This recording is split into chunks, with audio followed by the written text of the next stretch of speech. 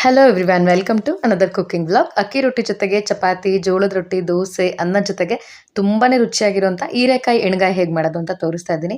ತುಂಬ ಸಿಂಪಲ್ ಈ ಎಣ್ಗಾಯಿ ಮಾಡೋದು, ಟ್ರೈ ಮಾಡಿ ನೋಡಿ.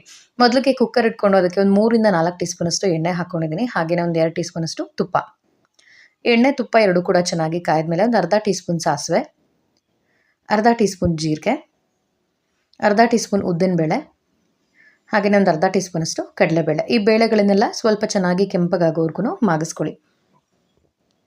ಹಾಗೆ ನೆಕ್ಸ್ಟ್ ಅದಕ್ಕೆ ಒಂದು 2 ಕಡ್ಡಿಯಷ್ಟು ಕರಿಬೇವು, ಒಂದು ಒಣಮೆಣಸಿನಕಾಯಿ, ಕ್ರಷ್ ಮಾಡ್ಕೊಂಡಿರುವಂಥ 10 ಇಸ್ಲಷ್ಟು ಬೆಳ್ಳುಳ್ಳಿ ಕರಿಬೇವೆಲ್ಲ ಚೆನ್ನಾಗಿ ಕ್ರಿಸ್ಪ್ ಆಗಿದ್ದಾದಮೇಲೆ ಸಣ್ಣದಾಗಿ ಕಟ್ ಮಾಡಿ ಇಟ್ಕೊಂಡಿರುವಂಥ 2 ಈರುಳ್ಳಿ, 2 ಟೊಮ್ಯಾಟೋನ ಹಾಕ್ಕೊಂಡಿದ್ದೀನಿ. ಈರುಳ್ಳಿ ಟೊಮ್ಯಾಟೋನು ಕೂಡ ಒಗ್ಗರಣೆಯಲ್ಲಿ ಸ್ವಲ್ಪ ಮಾಗಿಸ್ಕೊಳ್ಳಿ.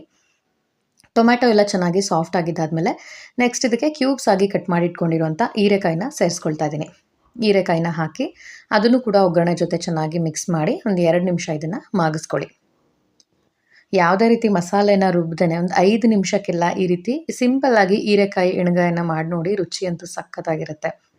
ಹೀರೆಕಾಯಿ ಕೂಡ ಸ್ವಲ್ಪ ಚೆನ್ನಾಗಿ ಮಾಗಿದ್ದಾದಮೇಲೆ ನೆಕ್ಸ್ಟ್ ಅದಕ್ಕೆ ಒಂದು 1/4 ಟೀ ಸ್ಪೂನಷ್ಟು ಅರಿಶಿನ, 1 ಟೀ ಸ್ಪೂನಷ್ಟು ಖಾರದ ಪುಡಿ, 2 ಟೀ ಸ್ಪೂನಷ್ಟು ಸಾಂಬಾರು ಪುಡಿ, ಹಾಗೆಯೇ ಒಂದು 2 ಟೀ ಸ್ಪೂನಷ್ಟು ಮರಳು ಪುಡಿಯನ್ನು ಕೂಡ ಸೇರಿಸ್ಕೊಳ್ತಾ ಇದ್ದೀನಿ.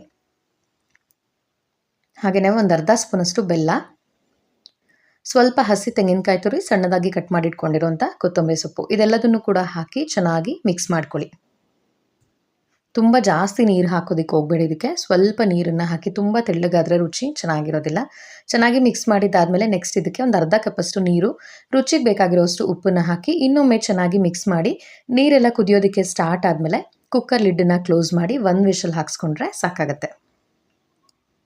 ನೋಡಿ, ಇವಾಗ 1 ವಿಷಲ್ ಹಾಕ್ಸಿದ್ದಾದಮೇಲೆ ಹೀರೆಕಾಯಿ ಎಣ್ಗಾಯಿ ಹೇಗೆ ರೆಡಿಯಾಗಿದೆ ಅಂತ ತೋರಿಸ್ತಾ ಇದ್ದೀನಿ. 1 ವಿಷಲ್ ಹಾಕ್ಸೋ ಅಷ್ಟರಲ್ಲೇ ಹೀರೆಕಾಯಿ ಜೊತೆಗೆ ಹಾಕಿರೋಂಥ ಎಲ್ಲ ಇಂಗ್ರೀಡಿಯೆಂಟ್ಸು ಕೂಡ ಚೆನ್ನಾಗಿ ಹೊಂದ್ಕೊಂಡು ಸಾಫ್ಟಾಗಿ ಬೆಂದಿರುತ್ತೆ. ನೋಡಿ, ಲಿಡ್ಡನ್ನು ಓಪನ್ ಮಾಡಿ ಇನ್ನೂ 1 ನಿಮಿಷ ಇದನ್ನು ಕುದಿಸ್ಕೊಂಡ್ರೆ ಮಿಕ್ಸ್ ಮಾಡಿ ತುಂಬಾ ಟೇಸ್ಟಿಯಾಗಿರುವಂಥ ಹೀರೆಕಾಯಿ ಎಣ್ಗಾಯಿ ರೆಡಿಯಾಗುತ್ತೆ. ಟ್ರೈ ಮಾಡಿ ನೋಡಿ. ಈ ವಿಡಿಯೋ ಹಾಗೆ ರೆಸಿಪಿ ನಿಮಗೆಲ್ಲರಿಗೂ ಇಷ್ಟ ಆಯಿತು ಅನ್ಕೋತೀನಿ. ಇಷ್ಟ ಆಗಿದ್ದರೆ ಲೈಕ್ ಮಾಡಿ, ಶೇರ್ ಮಾಡಿ, ಕಮೆಂಟ್ ಮಾಡಿ.